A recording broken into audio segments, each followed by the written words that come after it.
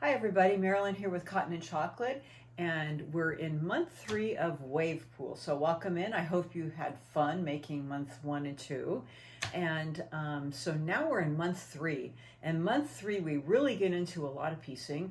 We're going to be doing actually 2 blocks. So if you look at your month 3, 2 blocks here and here. So a lot of cutting and a lot of piecing. Yahoo! So I'll show you what they look like first in the pattern. This is going to be, the first block is going to be set on each side of the outside. So we're going to be making them and then saving them for later. And then the other 2 are these 2 bottom blocks here and here. And I'll show you what they look like in the quilt. We'll kind of roll over here. So this is one of the blocks, real big, beautiful block here. And it's here. And then on the other side of the quilt, it's falling. And then, you know, it's hard when I have it laid down on the bottom here. And then on the bottom, where did it go? It's somewhere around here. Well, now I'm not sure where it went. It's right, is it here? Well, now I don't see it. I thought it was that over there. That's why I thought we had it that way. Well, I'll have to show you. I don't think it's that one. Oh, I think it's this one right here. This block right here. Okay? So, anyways, we're making 2 of those. So, I'm going to just talk to you about the cutting first in the fabrics. These are the 4 fabrics that you have laid out. Fabric F, G, and I. Okay, so F, G, and I. These are what they look like. And, of course, your background. So this month I'm introducing using tools, and of course you can elect to use the tools that I'm showing, or you can just do it as the pattern, whatever you want to do. But when you look at my quilt, look at these points. They're pretty perfect, pretty good. Okay, and I got these points because I'm using the tools that I'm showing you. So I really do a lot of technical piecing, and a lot of it's because we start out big and then cut down to size. So we've already talked about, you know, testing your seam allowance, which is important, cutting accurately, and then I do it by using these tools. So this time I'm introducing the wing clipper. It's a Deb Tucker Studio 180 tool. And then I'm also using the block lock for my half square triangles. I like the 6.5 inch size because it's just versatile. I can use it for a lot of different size half square triangles. So it works for these 2. Or, you know, you can use different various sizes, but this is the one I'm using. And then I'm using this Quilter's Magic Wand, which is also by Studio 180, for marking my seams that I need to sew on, marking those 1/4 inches. So this is, of course, we love you supporting Cotton and Chocolate and getting them from us.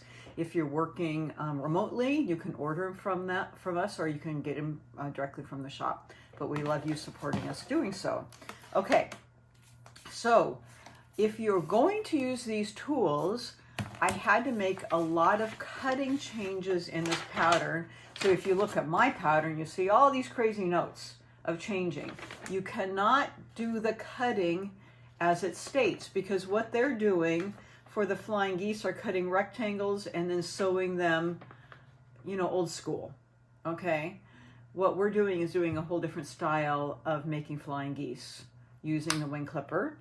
So some of the things are the same and some are different. So what I did is I retyped the cutting instructions for you, and then when we send out the video, these are attached in a PDF that you can print out. So, I mean, you have them here, and of course you can screen save it and stop on the video and see it right here. But it's easier if you just see the video or see the PDF and print it out from the email. Okay, but if you have issues, you can always email me and give me a shout out, and I can go through it with you. Now, if you don't want to use these tools, good on you.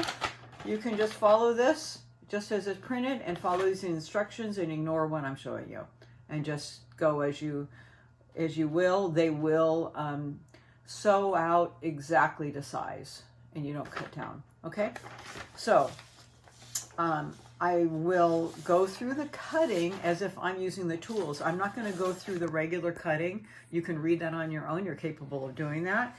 But if you're going to go through with what I'm doing, fabric F, and then, you know, you use your guide, of course, to, you know, follow what colors are fabric F, G, and I. I mean, that's obvious. But also what I also do is cut a little snippet and retape it to these colors so that it reminds me of what colors I'm doing.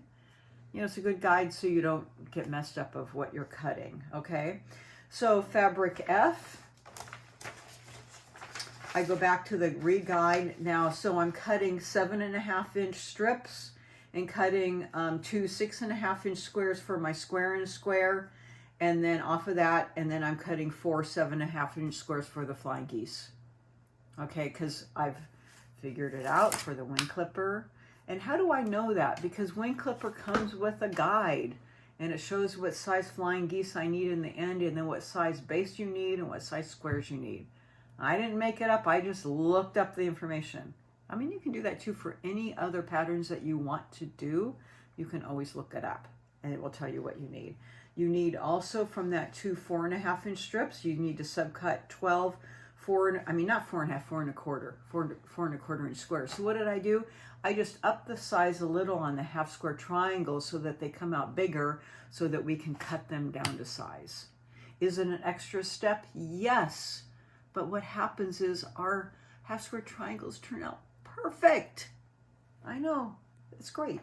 Okay, fabric G, you're gonna cut 1 4 1/4 inch strip and 8 4 1/4 inch squares for half square triangles.